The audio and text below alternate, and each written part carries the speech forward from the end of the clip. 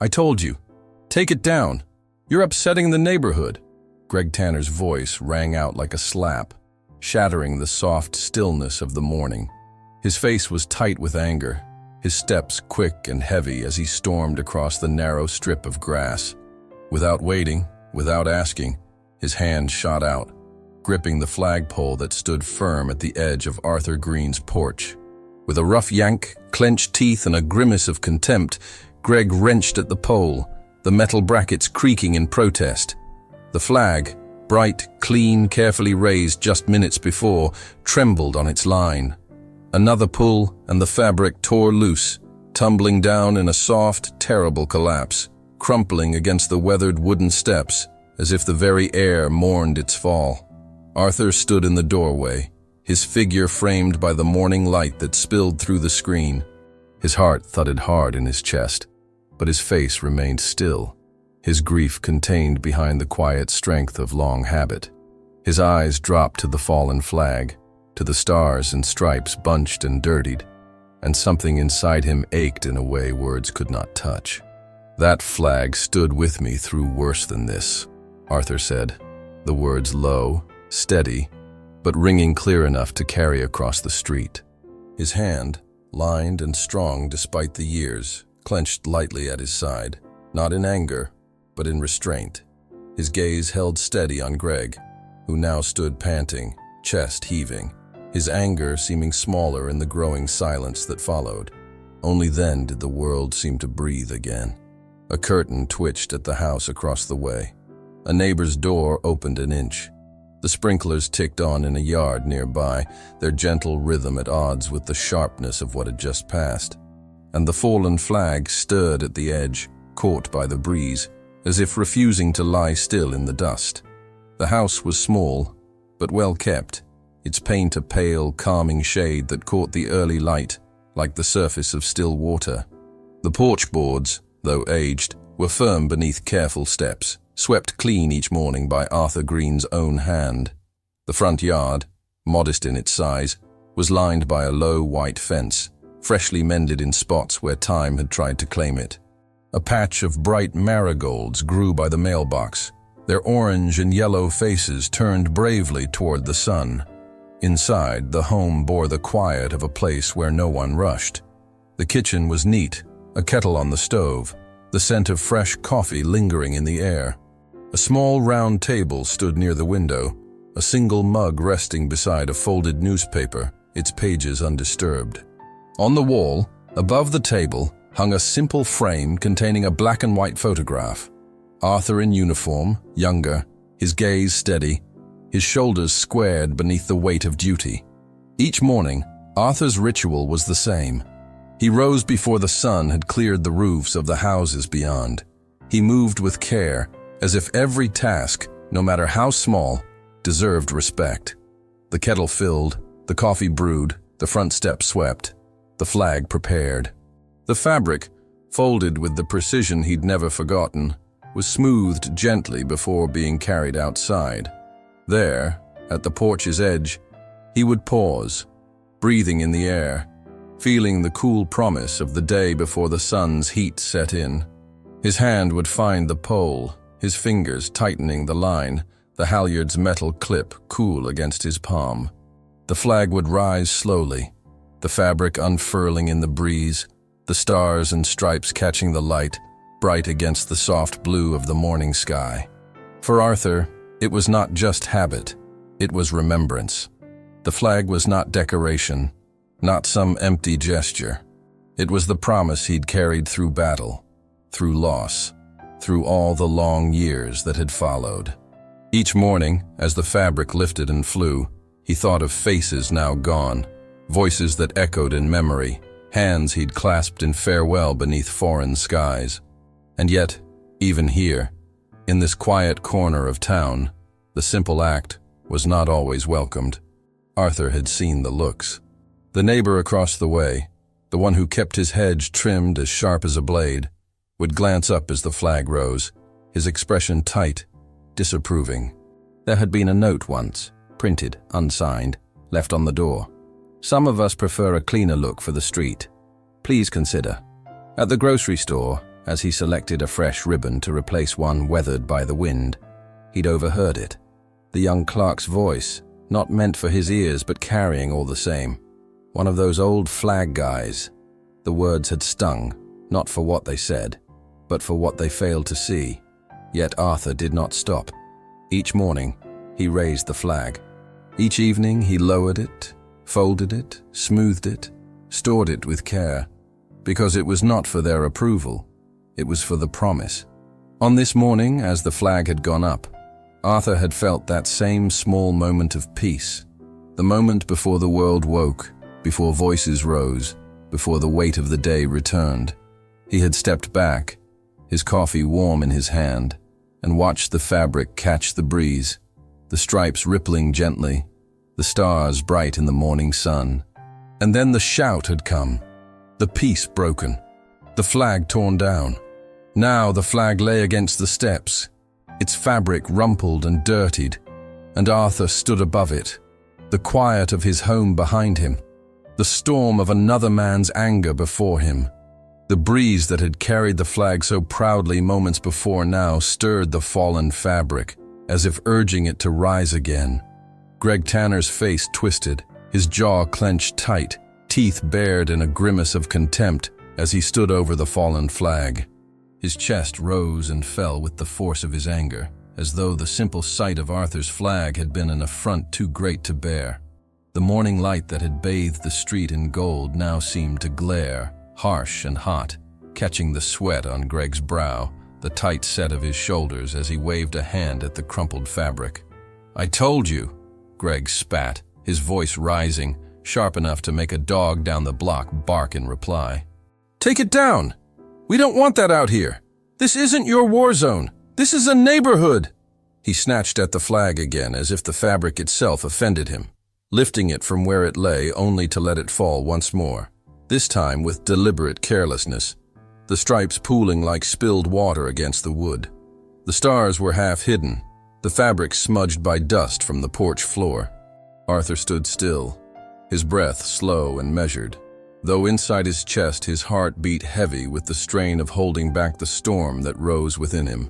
His hand hovered for a moment, as if to reach for the flag, but fell back to his side. His eyes remained fixed on Greg, steady, unblinking, as if by will alone he could restore the dignity that had been torn down. "Greg, please," Arthur said, his voice low, carrying the weight of years lived in service, in sacrifice, in quiet duty. "Show some respect." But Greg only sneered. His anger fed now not by reason, but by the flush of his own defiance. He turned, casting his gaze about as if daring anyone to challenge him. "Respect? For this? For a rag you're using to make yourself feel big? I'm done with it. We're all done with it." The words hung heavy in the air, heavier than even he seemed to expect. A door down the street creaked open. A woman stepped out onto her porch, a dish towel in one hand, her expression frozen between shock and dismay. From behind another window, a curtain shifted, a pair of wide eyes watching, uncertain, afraid to intervene. The quiet hum of sprinklers continued, the water arcing over lawns where children's toys lay forgotten. A child's voice, soft but clear, carried in the stillness. "Mama, why is that man being mean to Grandpa's flag?" The child's small face pressed to the screen door, confusion and sadness mingling in those innocent eyes. Greg's chest rose again, his breath loud in the hush that had settled over the block. But now, his anger seemed smaller against the silence that surrounded him. The breeze lifted the edge of the flag once more, as if urging it back into the air, back to where it belonged. Arthur bent slowly, his knees stiff, his hand reaching at last for the fallen fabric. His fingers brushed the stripes, lifting the flag with the care one gives to a wounded friend. His face, lined and weary, held no anger, only sorrow. Sorrow for what had been done and for what the act revealed. And still the neighbors watched, the weight of the moment growing, settling upon them like the heat of the sun. The street, so ordinary a place, had become a stage for a quiet battle of dignity and disrespect. And in that stillness, something began to shift, unseen but inevitable. The world around Arthur dissolved, drawn back through the veil of memory to a time and place where the air was thick with smoke and the sun's light struggled through the haze of battle. The ground beneath his boots was hard, cracked, littered with spent casings and fragments of stone and steel. The bitter tang of gunpowder filled his lungs with every breath, the heat of the day mingling with the heat of fire and fury.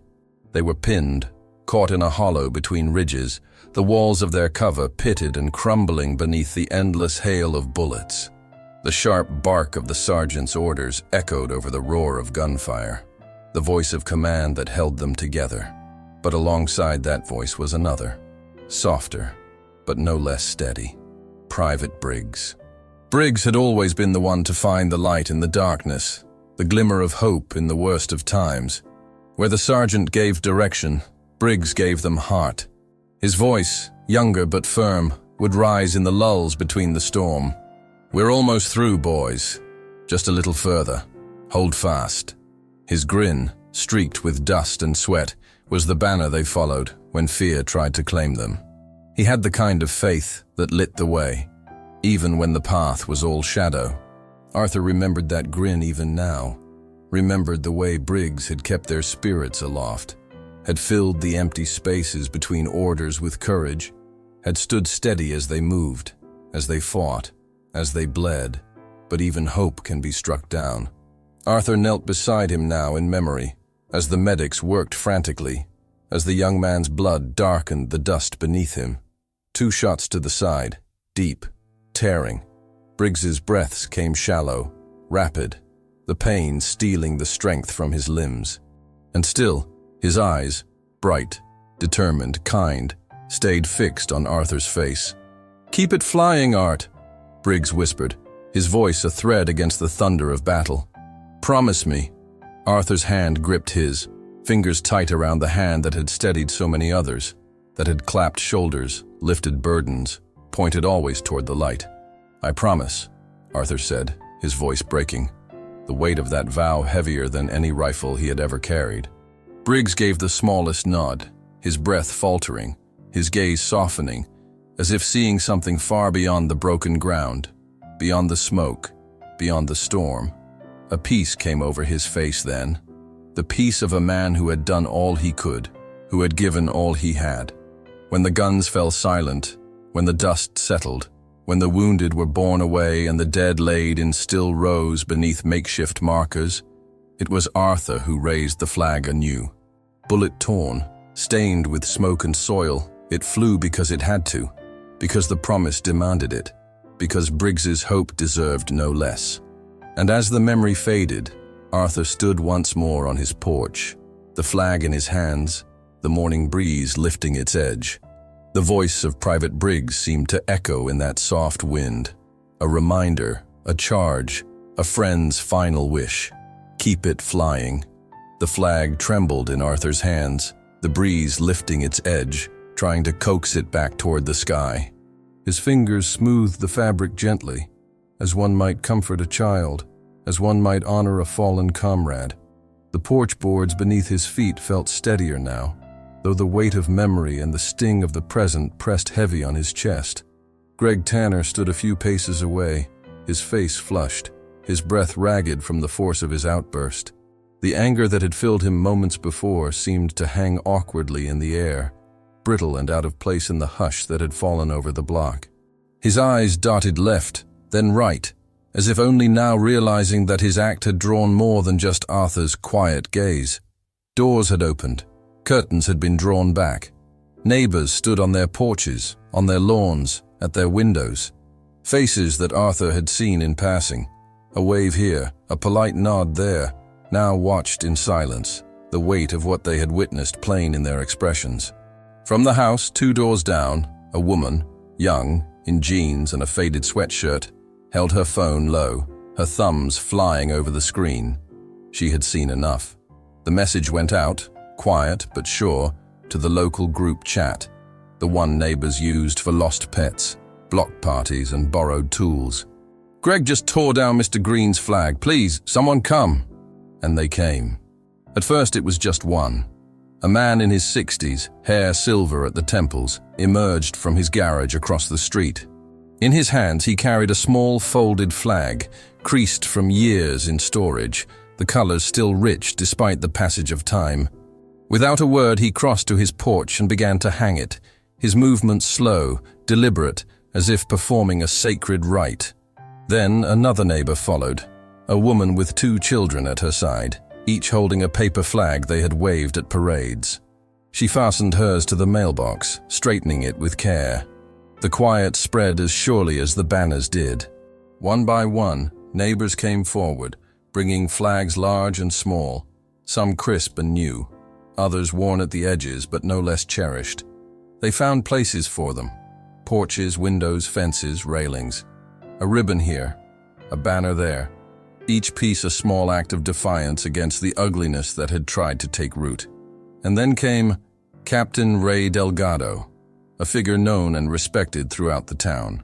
A veteran of the Firefighters Corps, Ray was a man who had given decades in service to his neighbors, leading his team through storms, fires, and floods with steady hands and a quiet heart.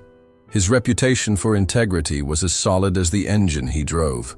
His deep respect for those who served in uniform, past or present, woven into all he did. Ray's figure appeared at the edge of the block, his walk unhurried, but filled with purpose.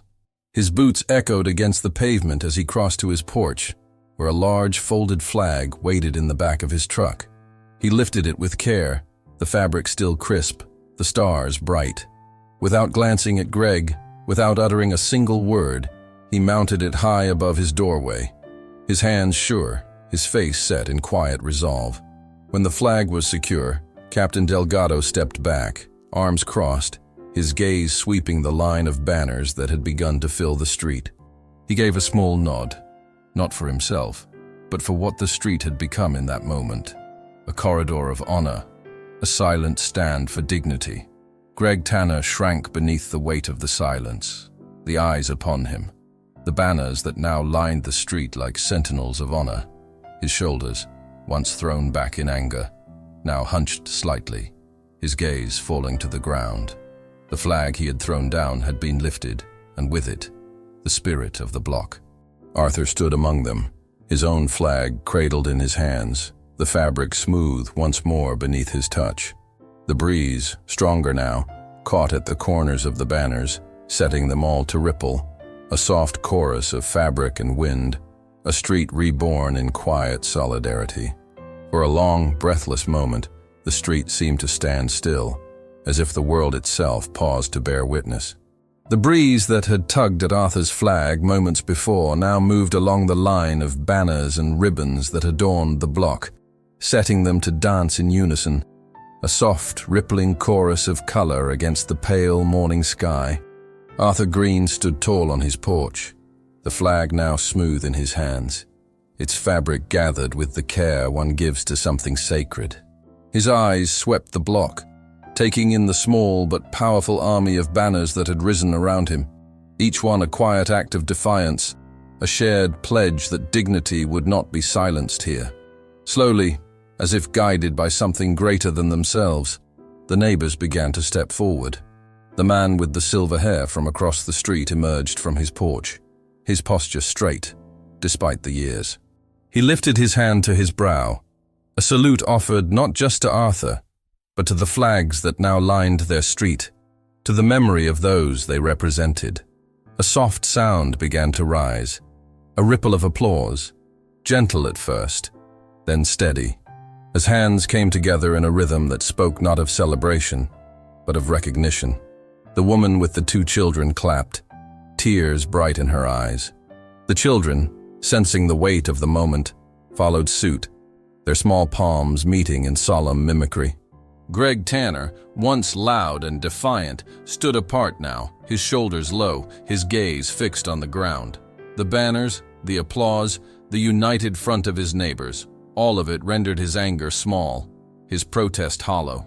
He said nothing, his shame louder than any words he could have offered. Arthur took a step forward, the flag lifted in his hands, and with the slow precision that had marked every dawn of his service, He raised it once more.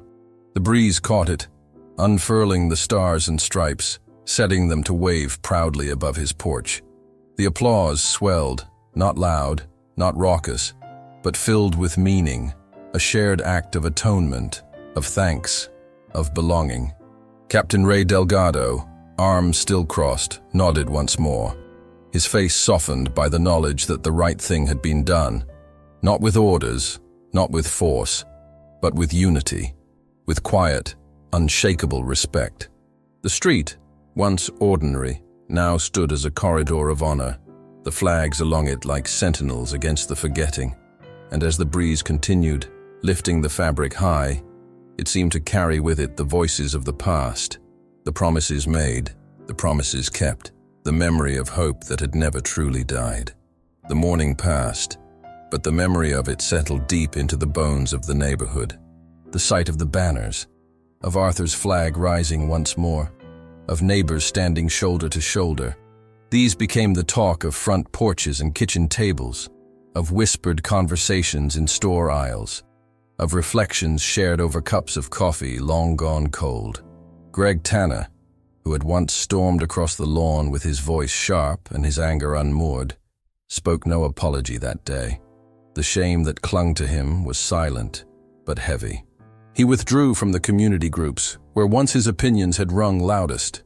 His porch, once the staging ground for complaints and commands, grew quiet, the curtains drawn more often than not. But from that silence grew something better. The neighborhood, moved by what had happened, came together with renewed purpose. The quiet nods between neighbors became conversations.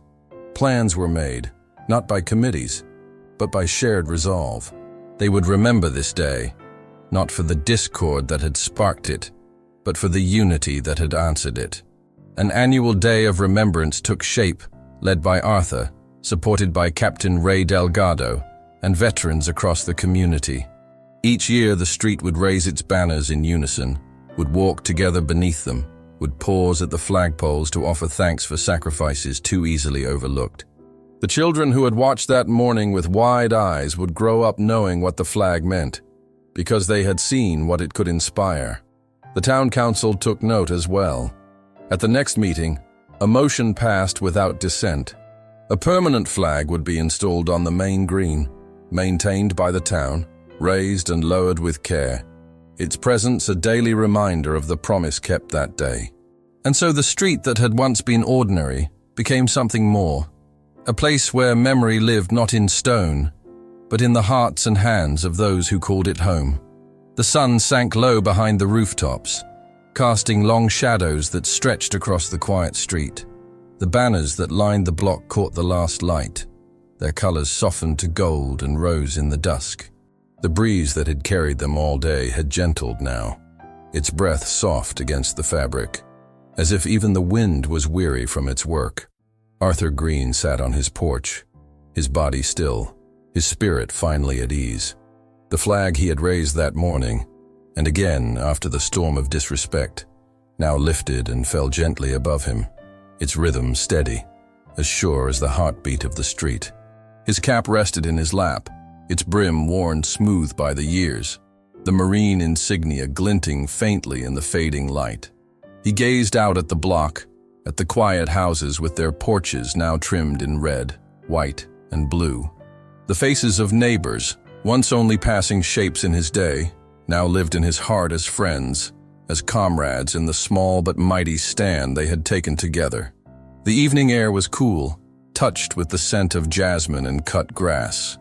A child's laughter rang faintly from down the way, the pure sound a reminder that hope, like honor, can endure beyond any single day. Arthur folded his hands over his cap, his fingers tracing the familiar stitching. His gaze lifted to the flag, the stars and stripes stirring in the dusk, and in that moment, the voices of the past seemed near, the echo of Briggs's promise, the hum of duty done, the quiet pride of promises kept. And as the first stars appeared in the deepening sky, Arthur's silhouette remained, still as the flag above him, as the night settled gently over the street that had remembered what it meant to stand together. Some stories do not end with grand gestures or loud applause. They end as they began, with quiet strength, with promises kept, with the small, steady acts that bind a community, a country, a people. Today we remember, always forward. If stories like this resonate with your heart, like and subscribe for more untold moments of honor and kindness. Let us know where you are watching from, and if this moment brought back memories you carry with you. The best way to honor their memory is to keep listening. Click on the suggested video now, and we'll walk together through another untold chapter of courage and sacrifice.